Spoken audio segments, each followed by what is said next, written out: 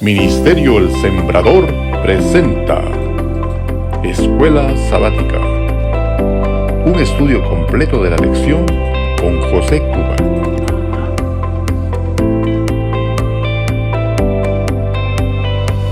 Buen día, mis amigos y hermanos. Sean bienvenidos a este espacio promovido por el Ministerio Adventista El Sembrador.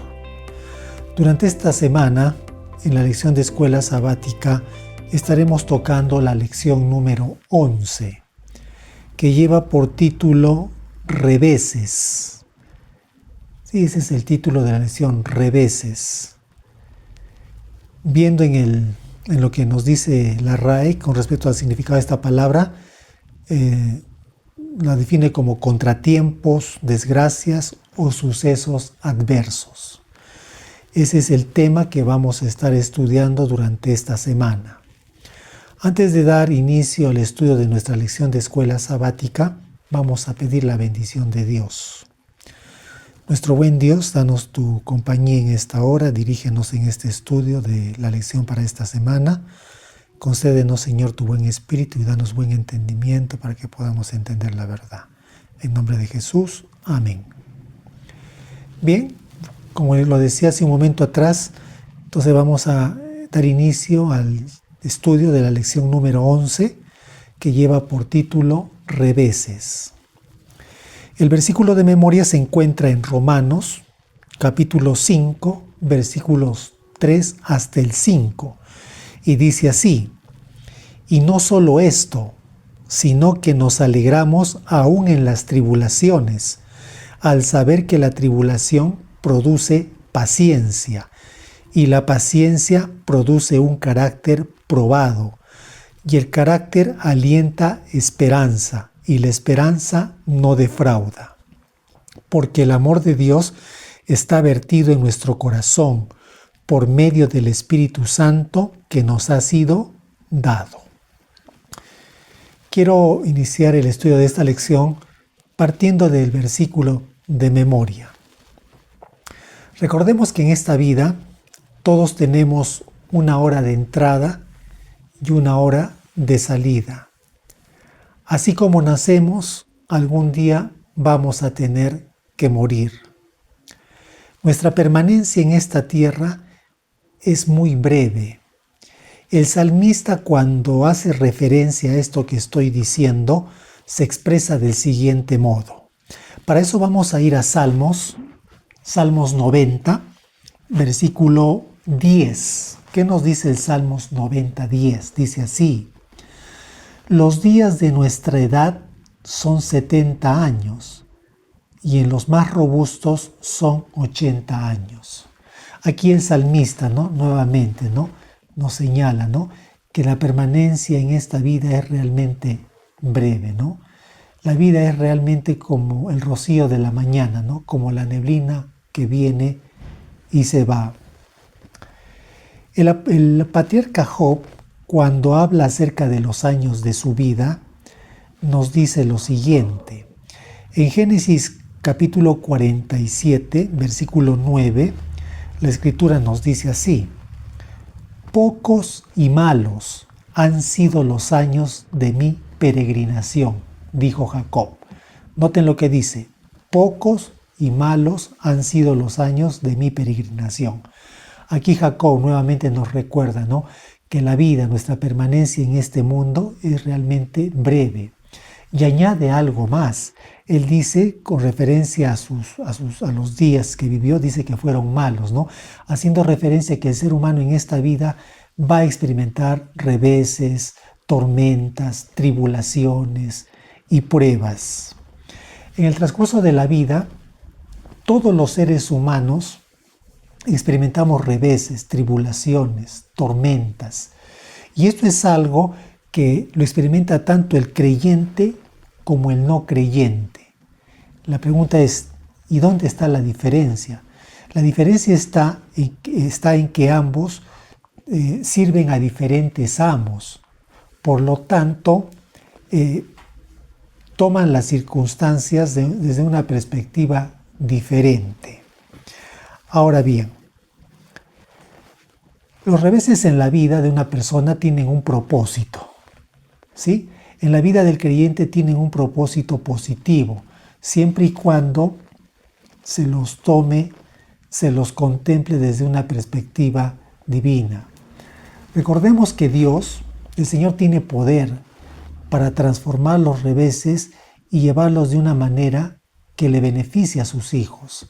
Fíjense lo que nos dice el apóstol San Pablo en Romanos capítulo 8, versículo 28. Dice así: y sabemos que los que aman a Dios, todas las cosas les ayudan a bien.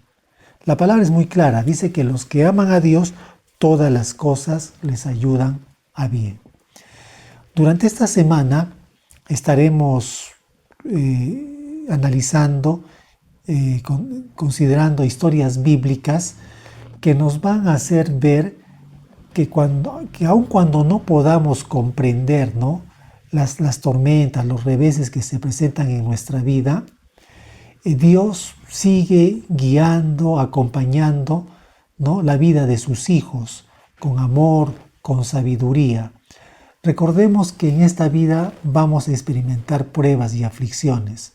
También debemos recordar que Dios tiene el control absoluto de toda circunstancia. Y aun cuando no podamos encontrar en esta vida explicación para muchas cosas que vamos a experimentar, recordemos que esos reveses en algún momento de nuestra experiencia pueden convertirse en un testimonio del amor, de la misericordia, de la fidelidad y de la gracia de Dios para con sus hijos. Bien, ahora vamos a considerar una historia bíblica que tiene para nosotros una lección importante, sobre todo en esos momentos cuando aparecen las tormentas en nuestra vida. Para eso vamos a ir al Evangelio de Marcos, el capítulo 4, versículos 35 hasta el 41.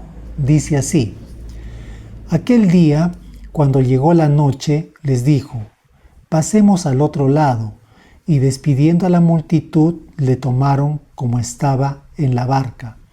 Y había también con él otras barcas, pero se levantó una gran tempestad de viento, y echaba las olas en la barca de tal manera que ya se anegaba. Y él estaba en la popa, durmiendo sobre un cabezal. Y le despertaron y le dijeron: Maestro, ¿no tienes cuidado que perecemos? Y levantándose reprendió al viento y dijo al mar: Calla, enmudece. Y cesó el viento y se hizo grande bonanza. Y les dijo: ¿por qué estáis así amedrentados? ¿Cómo no tenéis fe? Entonces temieron con gran temor y se decían el uno al otro: ¿quién es este que aún y el viento y el mar le obedecen? El Señor Jesús les había pedido a los discípulos que cruzaran el lago de Genesaret. Él sabía que iba a darse una tormenta de viento, y el Señor quiso aprovechar esta circunstancia para enseñarles a sus discípulos una lección importante. El Señor sube con ellos a la barca y dice la Escritura que nuestro Señor se recostó en la popa de la barca y se quedó dormido. De pronto empieza la tempestad y dice que los vientos fuertes echaban con ímpetu las olas contra la barca, de tal manera que dice que la barquita se anegaba. En ese momento los discípulos comenzaron a hacer uso de sus capacidades, de su habilidad, de esa experiencia que tenían como pescadores, como hombres de mar. Pero resulta que sus habilidades como conocedores del mar resultó insuficiente. La situación se puso tan crítica que estuvieron a punto de perecer. Y cuando la situación ya estaba terrible, ya miraban la muerte delante de ellos, ahí recién los discípulos se acuerdan del Maestro.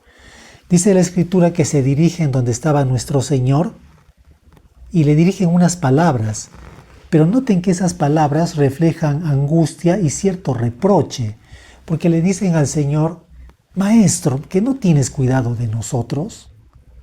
Dice la Escritura que en ese momento el Señor se levantó y dirigiéndose a los vientos y a las aguas agitadas, dice la palabra que el Señor les dijo: cállense, enmudezcan. Y dice la Escritura que se hizo inmediatamente tranquilidad, hubo calma. Esto nos muestra algo importante. Primeramente, que nuestro Señor no es indiferente a las adversidades, a las tormentas que se nos presentan en nuestra vida. El dormir de nuestro Señor Jesús tenía un propósito. El propósito era revelar qué había en los corazones de sus discípulos, revelar si verdaderamente eran hombres de fe. Y aquí es donde encontramos una lección importante para nosotros. Cuando en nuestra vida vienen las tormentas, lo natural, lo primero que deberíamos hacer es volvernos al Señor, pidiendo ayuda, dirección, sabiduría, socorro. Eso es parte de la fe y eso es lo primero que deberíamos hacer cuando vienen las aflicciones, las pruebas, Inmediatamente volvernos al Señor de forma natural. Pero no es así. Por lo general lo que hacemos es hacer lo que los discípulos hicieron, manifestar una fe débil e inmadura. Es importante que recordemos que nuestro Señor está con sus hijos en toda circunstancia, en todo momento está el Señor con nosotros, no solamente en los momentos buenos, sino también en los malos. Y Él siente con nosotros. En medio de la prueba, Él está allí para ayudarnos, para sostenernos. Recordemos, Él tiene poder para decirle a los vientos, a las aguas agitadas: cállense, enmudezcan, y darnos esa tranquilidad, esa paz que necesitamos. El Señor va a obrar siempre, siempre en el momento oportuno. Lo que nos toca a nosotros es no desesperar, sino volvernos al Señor, depositando toda nuestra confianza y nuestra fe en Él. La lección ahora nos invita a considerar otra historia bíblica, una historia que también tiene enseñanza para nosotros, para esos momentos difíciles que se presentan en la vida. Para eso vamos a ir al Evangelio de Marcos, capítulo 5, versículos 25 al 34. Dice así: pero una mujer que desde hacía 12 años padecía de flujo de sangre y había sufrido mucho de muchos médicos y gastado todo lo que tenía y nada había aprovechado, antes le iba peor. Cuando oyó hablar de Jesús, vino por detrás entre la multitud y tocó su manto, porque decía: si tocare tan solamente su manto, seré salva. Y enseguida la fuente de su sangre se secó y sintió el cuerpo que estaba sana de aquel azote.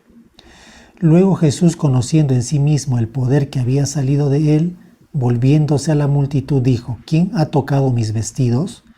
Sus discípulos le dijeron: ¿ves que la multitud te aprieta y dices: ¿quién me ha tocado? Pero él miraba alrededor para ver quién había hecho esto. Entonces la mujer, temiendo y temblando, sabiendo lo que en ella había sido hecho, vino y se postró delante de él y le dijo toda la verdad. Y él le dijo: hija, tu fe te ha salvado, tu fe te ha hecho salva. Ve en paz y queda sana de tu azote. Esta escritura nos habla de una mujer que estaba enferma de flujo de sangre. Estaba tan enferma que tuvo que hacer un gran esfuerzo para acercarse a Jesús. A esta mujer le habían hablado del Señor Jesús, le habían contado que Jesús sanaba a los enfermos, resucitaba muertos, devolvía la vista a los ciegos, que hacía milagros en nombre de su Padre. Cuando ella escuchó esto, nació la esperanza en su corazón.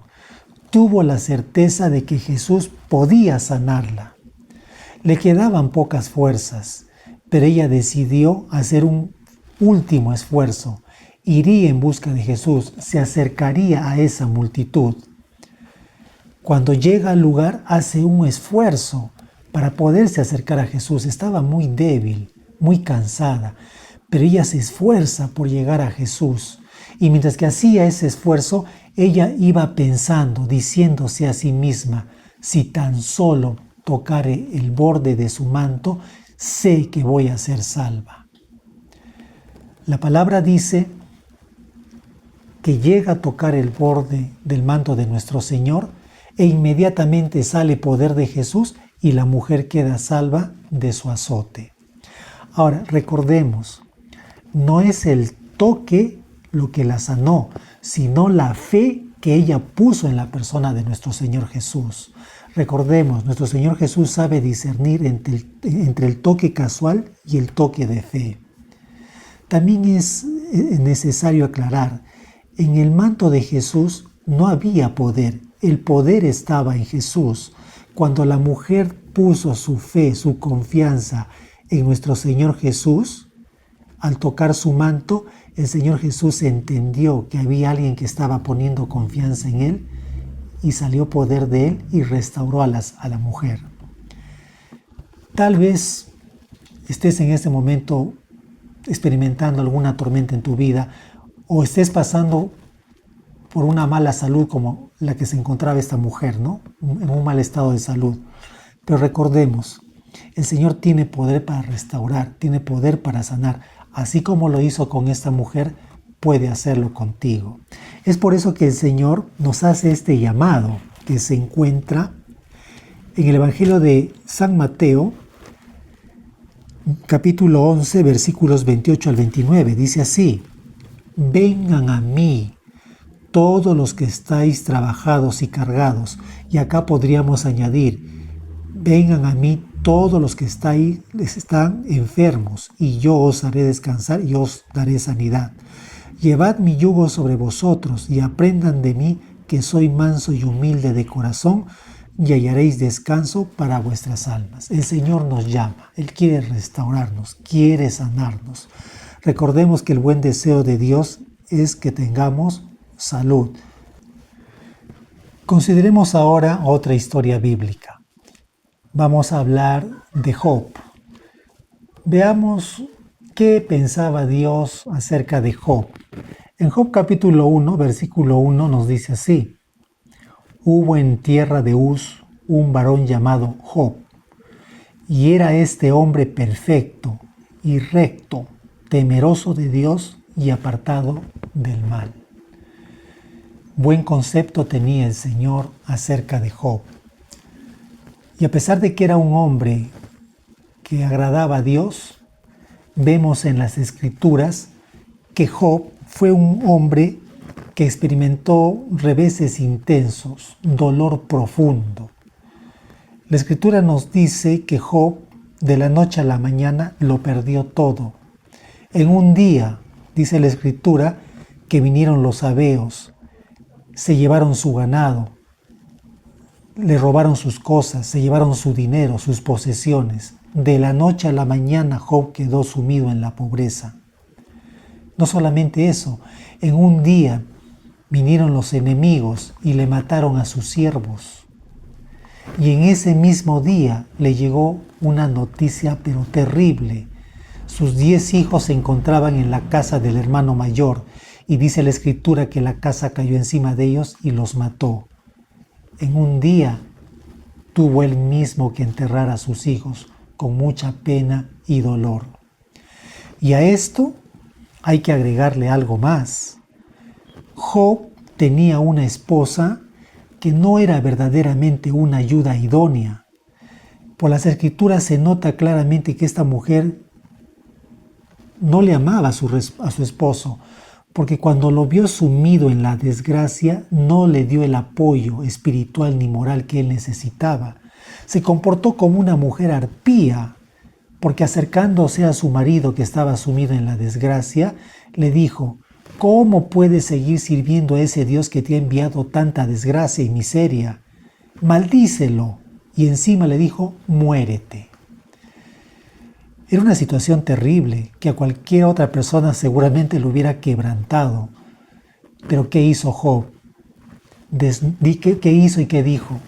Desnudo salí del vientre de mi madre y desnudo volveré allá.